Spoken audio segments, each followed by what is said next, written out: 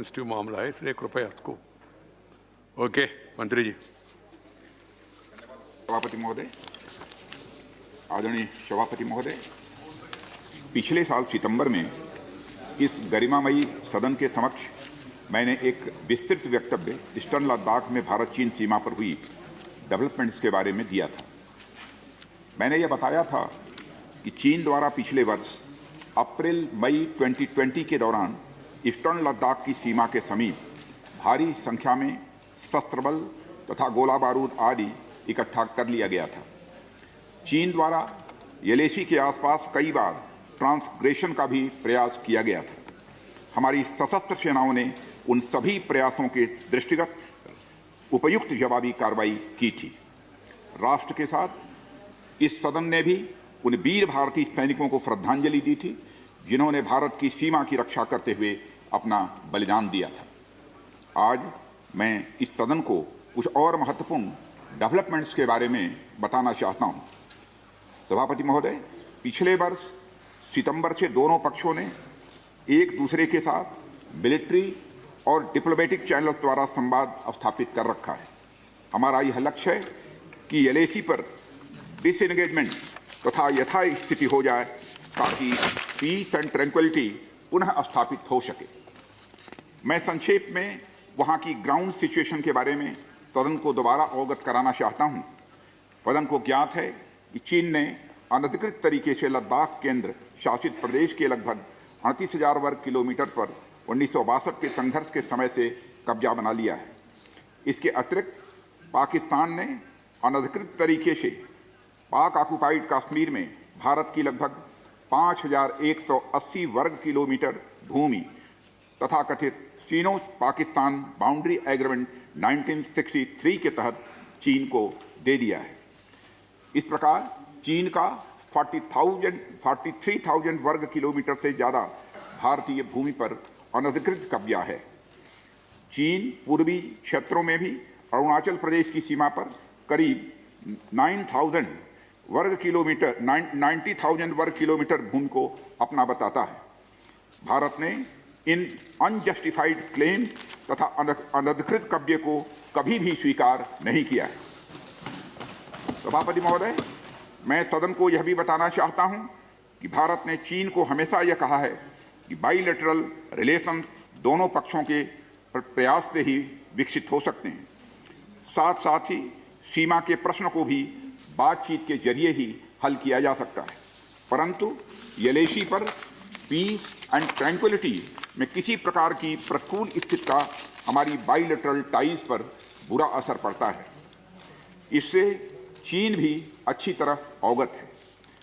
कई high level joint statement में भी यह जिक्र किया गया है कि येलेसी तथा सीमाओं पर पीस एंड ट्रैंक्विलिटी कायम रखना बाइलेटरल रिलेशन के लिए यह अत्यंत आवश्यक है। सभापति महोदय, पिछले वर्ष से चीन के द्वारा उठाए गए कदमों के कारण पीस एंड ट्रैंक्विलिटी पर प्रतिकूल असर पड़ा है। इसके फलस्वरूप चीन और भारत के संबंधों पर भी प्रभाव पड़ा है। उच्च स्तर पर चीन के साथ कई बार बातचीत के दौरान, जिसमें मेरे द्वारा चीनी रक्षा मंत्री के साथ पिछले सितंबर की बैठक और मेरे सहयोगी विदेश मंत्री श्री जयशंकर जी की चीनी विदेश मंत्री के साथ तथा हमारे एनएसए श्री अजीत जी डोभाल की अपने चीनी काउंटर पार्ट के साथ बातचीत शामिल है। हमने यह स्पष्ट कर दिया है सभापति महोदय कि यह अत्यंत आवश्यक है कि येलेसी के सभी फ्रिक्शन पॉइंट पर डिसएंगेजमेंट किया जाए ताकि पीस एंड ट्रैंक्विलिटी पुनः स्थापित हो सके।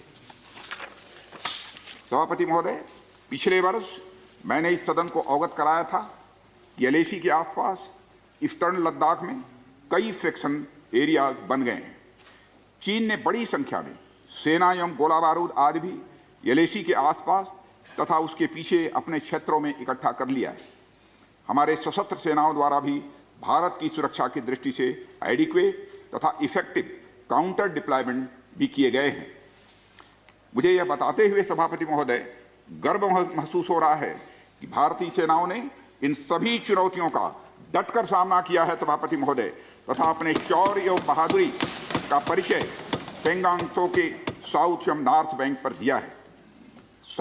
सामरिक दृष्टि से महत्वपूर्ण कई क्षेत्रों को चिन्हित कर हमारी सेनाएं कई पहाड़ियों के ऊपर तथा हमारे दृष्टिकोण से उपयुक्त अन्य क्षेत्रों पर भी मौजूद हैं।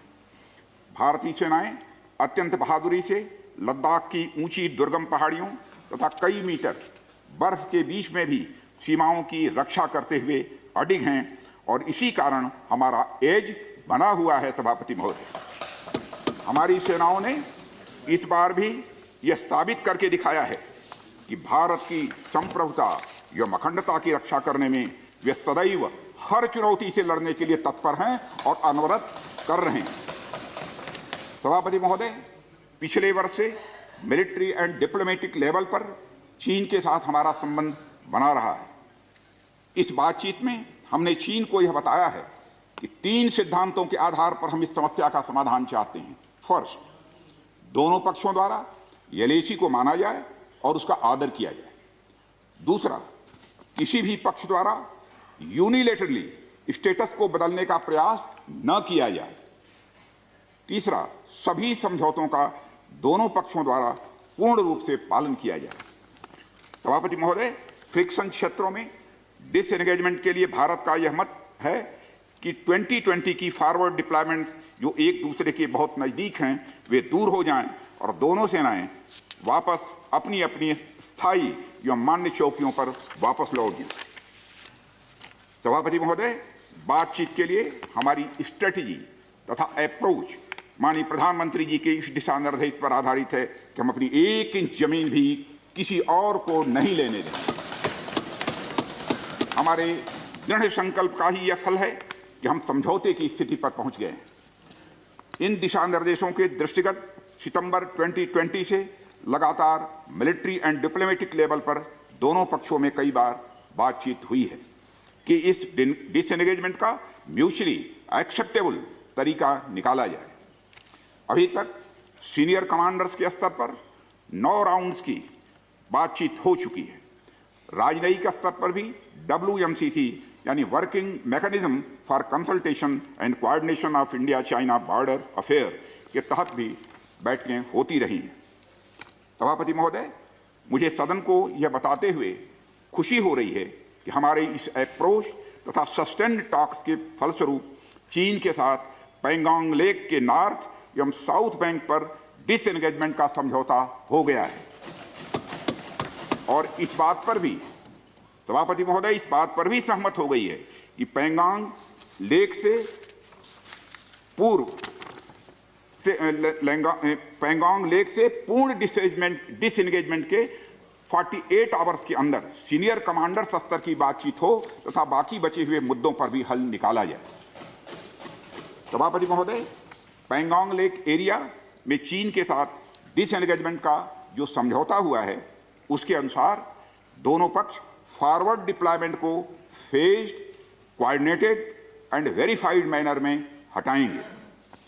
चीन अपनी सेना की टुकड़ियों को नॉर्थ बैंक में फिंगर 8 के पूरब की दिशा की तरफ रखेगा और इसी तरह भारत भी अपनी सेना की टुकड़ियों को फिंगर 3 के पास अपने permanent base Dhan Singh Thapa post पर रखेगा। इसी तरह की कार्रवाई साउथ बैंक एरिया में भी दोनों पक्षों द्वारा की जाएगी। ये कदम आपसी समझौते के तहत बढ़ाए जाएंगे तथा जो भी निर्माण आदि दोनों पक्षों द्वारा अप्रैल 2020 से नॉर्थ एंड साउथ बैंक पर किया गया है उन्हें हटा दिया जाएगा और पुरानी स्थिति कायम कर दी जाएगी।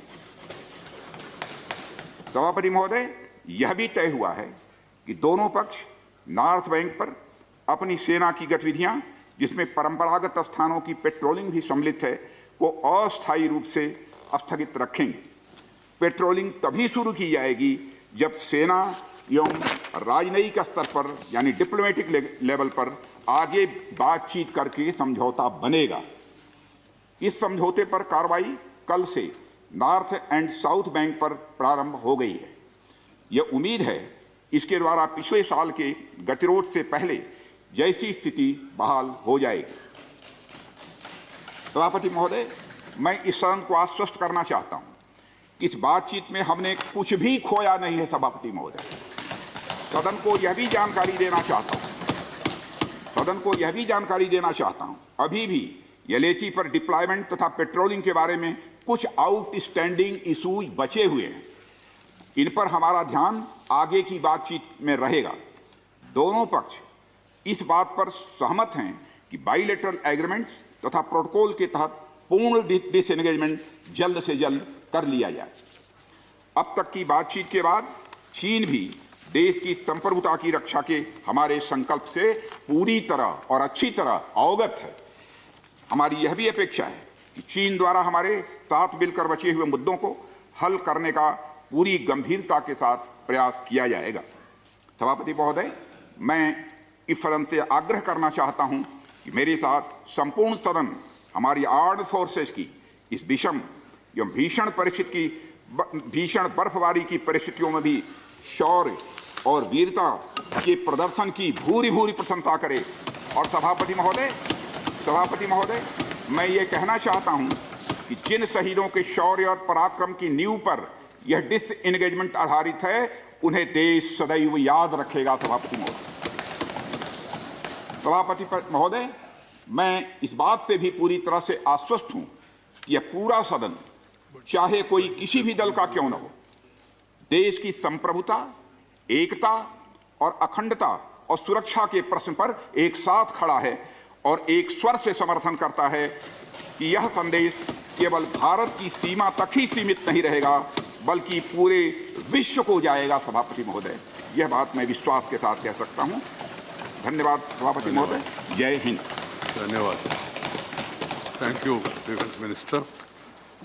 We will be going to discuss budget. Mr. Subhash Chandra Bose was on speaking, and now we will continue. And it has been decided today in the BAC meeting that, no, please, this is an issue of national unity and integrity and security and safety of the country that does not have any this thing. So, please, no. ठीक है, pause को, अच्छा, thank you, please, right now that is your thing, but please, no, this is a matter of national unity, safety and security. Discussions are going on, please. Sri, today morning it was decided that, please sit down, let us not send wrong signals. Let us not send wrong signals. The entire house should be seen speaking in one voice. And then, please. Right. Okay. Right. What? Please. Please sit down. Please. This is not the way. There were precedents earlier.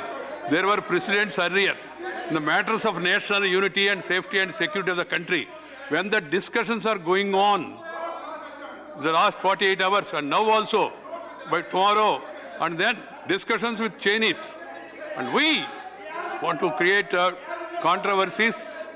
This is not good. It's not in the interest of the country. Please sit down. Sri Subhash Chandra Bose, on morning, as I told you, it was decided, please, it was decided that we will be continuing the budget discussion, and then we will continue it today up to 3 o'clock also, and then it will continue tomorrow, and it will be concluded and replied tomorrow. Shri Subhash Chandra Bose. Please, please, कृपया देश के हित में आप लोग बैठ जाइए, please. Thank you, sir. Nothing shall go on record other than what is permitted. Sir. Please. Yeah. Sir. Right. This sort of scenes will not be appreciated by the people. Please. I told you. This is yeah. Yes. Right. That whatever needs to be shared with the country and the House, the Minister, after discussion, has made a statement. Now the suggestion is again to have a in-camera meeting. We'll get it examined. Please sit down. Please. I will keep that in mind. This suggestion that has come now also, I will keep it in mind. The Minister is in touch with me. He met me also in between. He explained to me the situation there, and then it was decided we will wait for some time. I have conveyed it to certain leaders also. Then today, the minister wanted to take the House into confidence. He has made a statement. Let us not create controversies and unnecessarily send wrong signal to the country. I shall keep this in mind about people who want to meet the minister in camera. I shall keep it in mind. Right, please. Please. So, Subhash Chandra Bose.